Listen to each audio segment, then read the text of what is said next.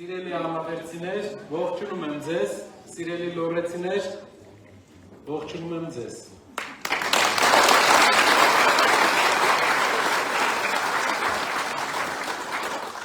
Ալավերդի ժողովուրդը մեզ բնության պես պարզ, բնության պես մաքուր, բայց բնության պես մեկ-մեկ սուր հատվածներով, ժայռերով բնավորության տեր է։ Եվ այստեղ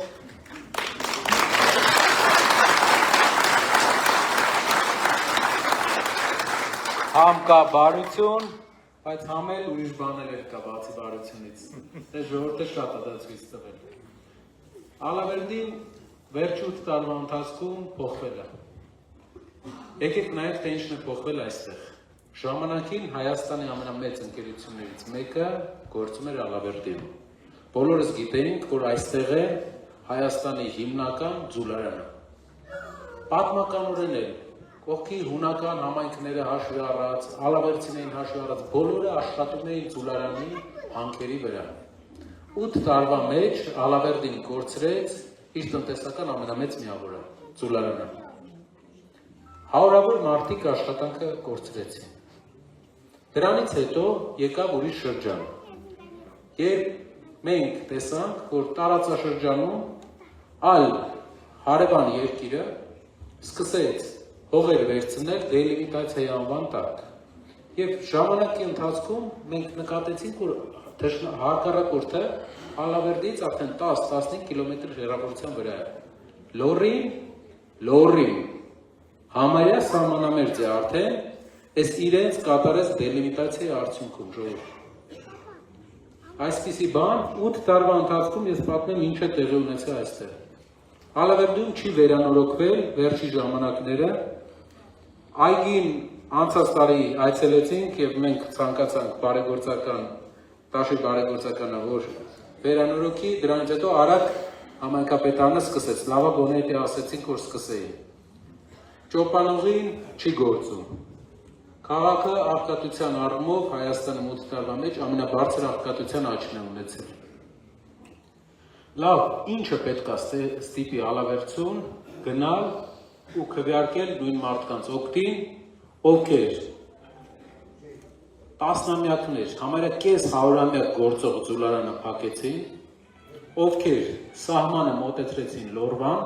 Լոռին սահմանամերձ, պատկերացնում եք 10 կիլոմետր հեռավորությունը,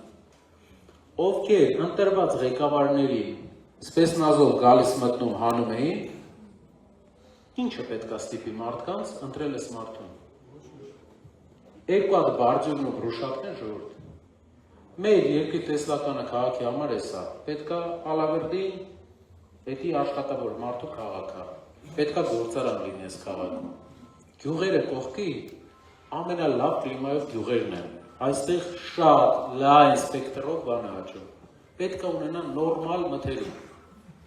Ալավերդին առանց գործարանի անհնար է պատկերացնել։ Հիշեք խոսքս։ Մենք երկու ճանապարհ ունենք,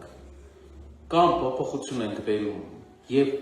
3-4 տարի աշխատելուց հետո այստեղ բացվելու է գործարան, որը ժողովրդին աշխատատեղ է ապահովելու, կամ եթե փոփոխություն չենք բերում, մենք տարածաշրջանը դառնալու է Աշոտսկի Ամասիայի նման լքվող տարածաշրջան, որտեղ գործի տեղ բացի պետականից չկա, բարձուրն էլ լինի, բրուշատկեն էլ լինի, գործի տեղ չկա, տնտեսական միավոր չկա, հաղթված սանահին։ Եկեղեցու դեմ արշավից հետո տուրիստական ուղղությունները եկեղեցապատկան տարածքների վրա դադարում են։ Անգամ տուրիստական հոսքը դժվար են ապահովում։ Ճոպանուղին քաղաքի մեջի թեթև գործ է ժողովուրդ։ Երկրի համար էսի գործ չի։ Էդ էլ չեն ապահովում։ Ինչը պետք է ստիպի Ալավերդուն։ Ես չեմ հասկանում։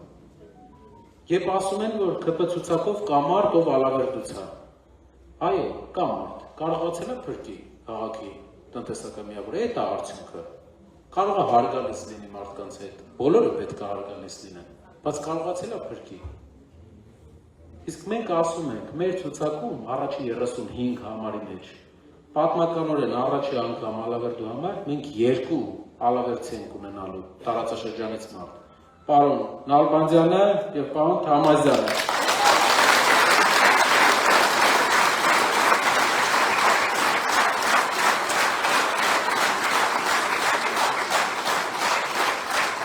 Այսպիսի բան երբեք չի եղել քաղաքի համար։ Երբ որ 1 տարի, 2 տարի հետո շիներապարակը չտեսնեք նոր գործարանի, դիմում եք իրանց, ասում եք ես ինչ եղավ։ Բայց վստահ եղեք տեսնելու եք, վստահ եղեք տարածաշրջանը զարգանալու է, որովհետև մենք ուրիշ այլ ընտրանք չունենք, որովհետև ամենագեղեցիկ հատվածներից մեկն է Հայաստանի, որ ուղղակի արյունը ծառում է նայում այս գեղեցկությանը։ Այս տուրիստական գեղեցկությանը, նաև այս պոտենցիալին ինժեներական, որը քաղաքը ունեցել է։ Մենք հարևան երկրի հետ հարաբերությունների մեջ ալավերդուց դուրս գանք ընդհանուր հայկական օրակարգի։ Ունենք մի հատ խնդիր։ Մեր երկիրը գնում է խաղաղության պայմանագրի։ Խաղաղությունը լինելու է վաղ թե ուշ, ժողովուրդ։ Ես ձեզ վստահեցնում եմ խաղաղություն արդեն, որովհետև ինչ կար տվել այս մարդը։ Խաղաղություն կարար բերել 18-ին էլ, 19-ին էլ, 20-ին էլ, 22-ին էլ։ Բայց ամեն ինչ կորցնելուց հետո բերեց խաղաղությունը։ Բայց խաղաղությունը երկու մասի է բաժանում։ Ամուր խաղաղություն և թույլ խաղաղություն։ Թույլ խաղաղությունը դա մի խաղաղություն է, որի արդյունքում դուռը բացվելու Հայաստան գալու հարևան երկրի ժողովրդին, ադրբեջանցիներին։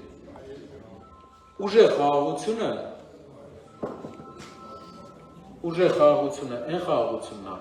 որ մեր երկրում որևէ այլ երկրի բնակիչ անկախ մեր ցանկությամբ չվերադառնա։ Ադրբեջանի նախագահը 2 ամիս առաջ հայտարարել է. բառացի ցիտում եմ, առաջ կարդում էի, հիմա անգիր հիշում եմ,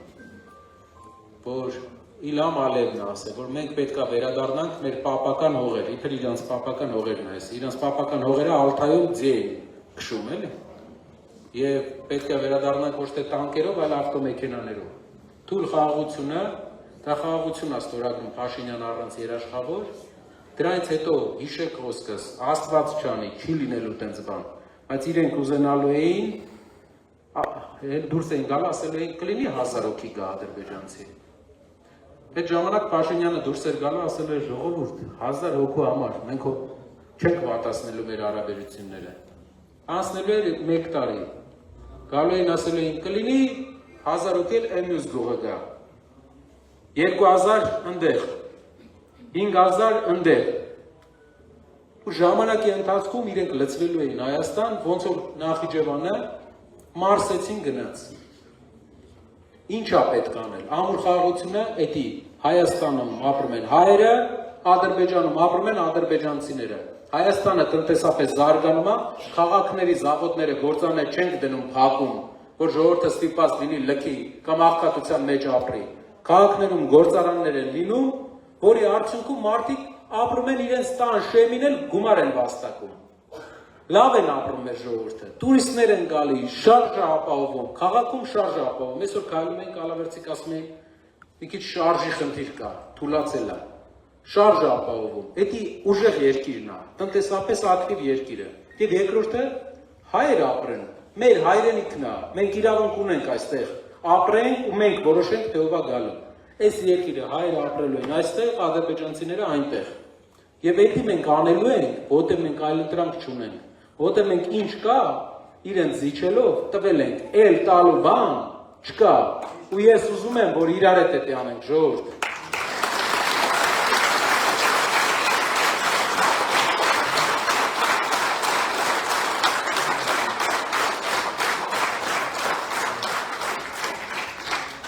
Խնդրում եմ բոլորը պահի պատասխանատվությունը հասկանանք ու շրջապատի հետ խոսանք։ Ով հնարավորություն ունի, ով մարդիկ կան, ով ձեր կարծիքը լսում է, պատմեք նրանց։ Ցանկալի է, որ բոլորը գնան ընտրության։ Եթե մենք չենք գնում ընտրության, մեր ձայնը գնում է Փաշինյանին։ Գնաց Փաշինյանին մի 5 տարի մենակ ասֆալտը բարձր անելու ու դռները բացելու Հայաստանի սկսելու են գալ։ Աղքատությունը նույնն է մնալու, ուղղակի մեր երկրի մեջ նոր վտանգ է առաջանալու։ Գնացեք ընտրության ու խնդրում եմ ձեր շրջապատի բոլոր մարդկանց ասեք, ով չի գնում ընտրության,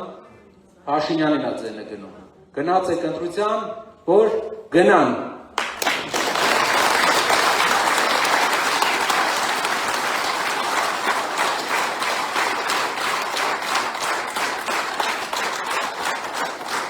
Շնորհակալ եմ բոլորիցը, լավ ընդունելության, ջերմ ընդունելության համար։ Բոլորից մեծ հաղթանակ, իմացեք, մեր դիմացի կողմը թույլ է, որովհետև ինքը սխալ կողմում է։ Իմացեք, ինքը ամեն օր տարբեր բաներից է խոսում, պետության զարգացումից չի խոսում, որովհետև իր դիրքը թույլ է։